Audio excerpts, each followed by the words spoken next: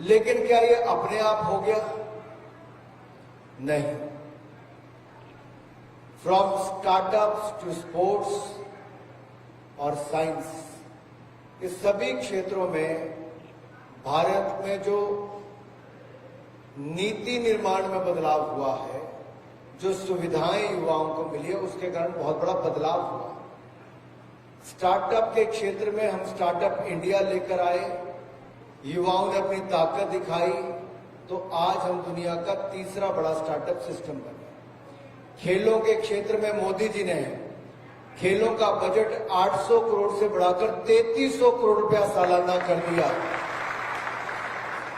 और यही नहीं, कांग्रेस के 10 साल में 682 करोड़ रुपए के स्पोर्ट्स इंफ्रास्ट्रक्चर बना था, हमने 682 करोड़ के मुकाबले 3500 करोड़ रुपए का स्पोर्ट्स इंफ्रास्ट्रक्चर देश में बनाया है। कांग्रेस के समय एक भी खेलो इंडिया सेंटर नहीं था, हमने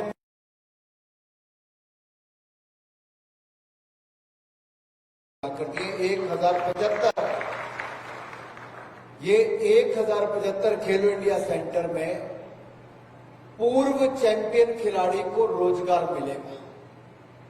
मान लीजिए यहां पे आपका कोई कबड्डी का पूर्व नेशनल चैंपियन, तो उसको लाभ ये मिलेगा कि सेंटर शुरू करते समय 5 लाख रुपए सेंटर का सामान खरीदने के लिए मिलेगा और हर साल 5 लाख रुपए उसको सेंटर चलाने के लिए मिलेगा। तो जिसके पास जिला स्तर पे रोजगार नहीं था, ऐसे पुराने चैंपियन खिलाड़ियों को भी लगभग 1000 से ज्यादा खिलाड़ियों को रोजगार का अवसर और हजारों खिलाड़ियों को खेलने की सुविधा ये नरेंद्र मोदी जी की सरकार ने पिछले 1.5 साल में दे दी है। अब आपका जिला भी बन गया। अब जब जिला बन ही गया तो आपका भी सेंटर बन ही जाएगा। मेरे भाई और बहनों, मैंने देखा जब से मैं आया हूं यहां पे युवा साथियों ने खेलों को लेकर बहुत रुचि दिखाई। जहां मैंने बताया स्टार्टअप, स्पोर्ट्स, तीसरा साइंस का भी बताना चाहता हूं। साइंस के क्षेत्र में भी भारत ने जहां अटल इनोवेशन मिशन स्कूलों में खोले, टिंकरिंग लैब खोली, 10,000 स्कूलों में टिंकरिंग लैब, यानी कि उनको साइंस की बारीकियों की जानकारी मिलती है। इसका लाभ ये मिला कि आज साइंस के क्षेत्र में हमने जो दुनिया का कोई देश नहीं कर पाया, हमने किया। चंद्रयान मिशन की सफलता, चंद्रमा के दक्षिण ध्रुव पर तिरंगा झंडा शिव शक्ति पॉइंट पे फहराने का काम भारत ने किया है, दुनिया का कोई देश नहीं कर पाया। भारत के करने के बाद जापान वहां पे पहुंचा, अब जाके अमेरिका वहां पे पहुंचा है। हमारा मंगलयान सफल, हमारा चंद्रयान सफल और अब हमारा गगनयान की तैयारी है, भारत की आसमान छूने की तैयारी है। ऐसे अनेकों क्षेत्र जहां पर भारत ने कीर्तिमान स्थापित किए। लेकिन मेरे साथियों, छिंदवाड़ा कहां रह गया? छिंदवाड़ा का युवा बेचारा क्यों लग रहा है? क्योंकि आपने यहां से जिस प्रतिनिधि को चुनकर भेजा था, आपको पता है उनका रिजल्ट क्या है पिछले 5 साल का? आप में से स्कूल कॉलेज पढ़ने वालों का हर साल रिजल्ट आता है कि नहीं आता? आपके एमपी का 5 साल बाद का रिजल्ट सुनिए नकुल नाथ जी का। जितनी पार्लियामेंट में चर्चाएं हुई, उन्होंने 0 बार भाग लिया, 0। अरे ताली बजा रहे, खाता ही नहीं खुला, 0। फिर सरकार बिल लेकर आई, बिल पे चर्चा होती कानून बनाने के लिए, नकुलनाथ जी खाता नहीं खोल पाए, चर्चा में भाग लिया, 0। फिर प्राइवेट मेंबर बिल आता है, जो एमपी लाता है अपनी ओर से बिल, वो नहीं लाए, कोई भाग नहीं लिया, चर्चा में 0। अरे भाई, एमपी क्या जीरो बनाने के लिए किया था? वो एमपी नहीं भी बनते तब भी जीरो मिल जाता। क्यों? एमपी तो वो चाहिए जो हीरो बने। तो इस बार भारतीय जनता पार्टी को जिता दो, मोदी का सांसद बना दो मेरे भाइयों। आपकी आवाज किसी ने उठाई होती? पिछले 2.5 साल में मेरे साथ कभी मिले होते, मुझे कहा होता मेरे यहाँ पे खेलकूद की सुविधा बना दो, तो हम बना दिए होते। बाकी एमपी भी मिलते, हम बाकियों के यहाँ पे भी बनाते हैं। लेकिन आपके सांसद के पास क्या एक चिट्ठी लिखने का भी समय नहीं था? क्या आपके सांसद के पास पार्लियामेंट में एक बार आवाज उठाने का भी समय नहीं था?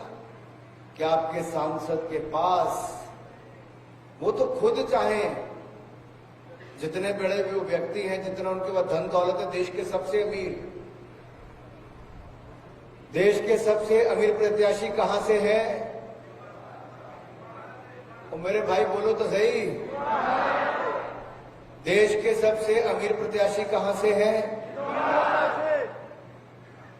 और सबसे निराश युवा कहां का है? कारण प्रत्याशी आपका सबसे अमीर, युवा आपका सबसे नाराज। कारण क्योंकि उन्होंने आपके लिए नहीं, अपने लिए सोचा। उन्होंने कहा 12 दिन मेहनत करो और 5 साल मौज मस्ती करो। अगर मौज मस्ती करवानी है और करनी है तो उनके साथ चले जाओ। अगर देश को आगे बढ़ाना है, खेलकूद की सुविधाएं बढ़ानी है और अपने छिंदवाड़ा लोकसभा क्षेत्र के पांडुरना में भी अगर विकास करवाना है तो कमल का बटन दबा दो, मोदी का सांसद बना दो। मेरे युवा साथियों, खिलाड़ियों के पास तो 2-2 साल का समय निकल जाए तो जीवन निकल जाता है। 2 सीजन निकल गए तो खिलाड़ी का करियर। देश में पिछले 70 सालों में 60 साल कांग्रेस ने राज किया। और अगर मैं 2014 तक कांग्रेस और बाकी सरकारों का खाता इकट्ठा जोड़ लूं तो मैं बताना चाहता हूं कि 2014 तक क्या था और अब क्या है। 2014 में देश में 74 एयरपोर्ट थे। मोदी ने पिछले 10 साल में 74 नए एयरपोर्ट बना दिए। 2014 में 3,20,000 किलोमीटर ग्रामीण सड़कें थी। मोदी ने पिछले 10 सालों में 3,75,000 किलोमीटर नई सड़कें बना दी। 2014 में 96,000 किलोमीटर नेशनल हाईवे की सड़कें थी।